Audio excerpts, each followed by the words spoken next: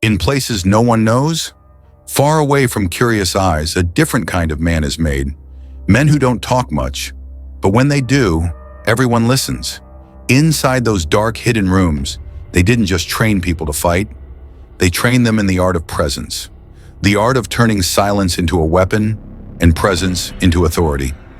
And that's where the story of a young man named Omar began. Omar wasn't born with unshakable confidence. He was born with quiet doubts that grew each day. He graduated from university, but every door closed in his face. Each rejection dimmed something inside him. His words became few, and his eyes carried what he could not say. Then one day, someone unexpected knocked on his door. His grandfather. The old man sat before him in silence, placed a small piece of paper on the table, and said quietly, "Call this number and say who sent you." Omar didn't understand, but he obeyed. A cold voice answered on the other end. "Recommendation verified. You'll receive instructions soon." That call changed everything. The next day, Omar arrived at a massive iron gate in an abandoned industrial area. His phone and ID were taken away. He was put through strange tests he couldn't explain. Random questions, medical scans, and cameras recording every move he made. That night, a helicopter picked him up. They flew for hours across mountains and forests until they reached an isolated base, a place where people were rebuilt from scratch. There, a tall instructor stood before them and said, "Your first lesson is not how to speak, but how not to." Some laughed, but one day later, no one was laughing. They were tested through shouting, humiliation, pressure, to see who would break first and who could stay calm under fire. Omar said nothing. He simply stared back. One look made the instructor smirk and say, "He knows how to disarm you," without a word. And that was the beginning of his transformation. He learned that sudden calmness is a weapon, that silence can terrify more than anger. In moments of tension, when everyone expects you to react, stay still. Let your stillness confuse their chaos. Then came lesson 2. Never speak when you're angry. Never decide when you're excited. Emotion blinds reason and turns the smartest man into a fool. In one exercise, an officer tried to provoke him, but Omar simply smiled and said, "I'll end this when I decide to." The room went silent. Lesson 3 was even more dangerous. Speak less, because too many words weaken your value. But a single precise sentence can command the entire room. His mentor told him, "Speak rarely, but when you do, make them crave more." He also learned that pausing before you reply isn't weakness, it's power.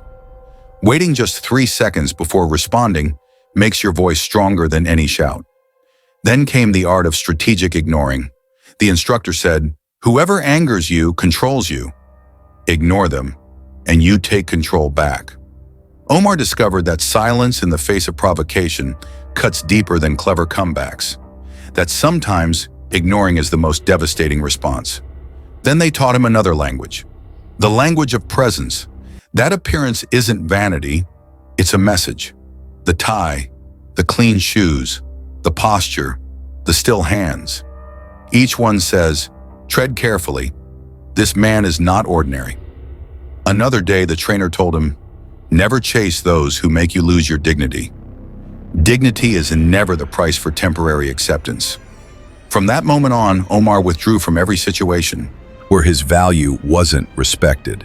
He didn't argue. He didn't beg. He simply walked away, quietly but powerfully. At the end of the program, the head instructor stood before them and said, "Respect cannot be given. It must be earned. And whoever controls himself controls everything." Omar left that base a different man. His silence became a language, his gaze, a scale that measured every person before him, and his presence alone was enough to silence a room. He had learned that self-control is the highest form of strength, that silence, patience, measured words, appearance, and restraint are the foundations of an unbreakable aura. But they left him with one final warning. Real power isn't for destroying others, it's for protecting yourself from them. From that day on, Omar no longer sought to prove himself. He had become the proof. His strength wasn't in his voice, but in his presence. And when people looked into his eyes, they felt something strange, a mix of calmness and fear. That's how Omar walked out of those dark rooms, not as a soldier, but as a silent leader who understood that words can win battles, but silence can win wars. Do you think you have the strength to control yourself the way Omar did? Tell us in the comments below, because next time, we'll open another file from deep inside the dark rooms. Subscribe and turn on the bell to be the first to hear what lies beyond the silence.